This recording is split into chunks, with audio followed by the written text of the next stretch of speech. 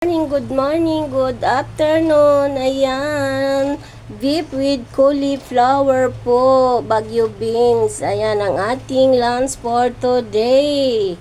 Ayan ang niloto ni Team Lala Move. Ayan po. Tapos ko na pong lutuin, hindi ko na po ipapakita sa inyo yan. Ayan po ang aking kusina ni Tinang. Ayan po mga idol ko. Kasi makikita na po ninyo ang pagluluto ko sa aking live. Ayan. Ito naman po ay sa long video ko ipapakita.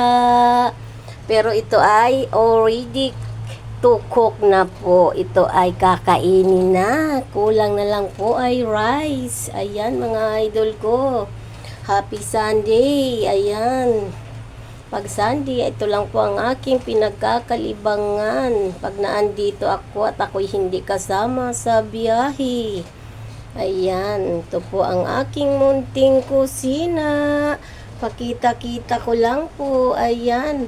Pag nagluto, ganyan po kakalat.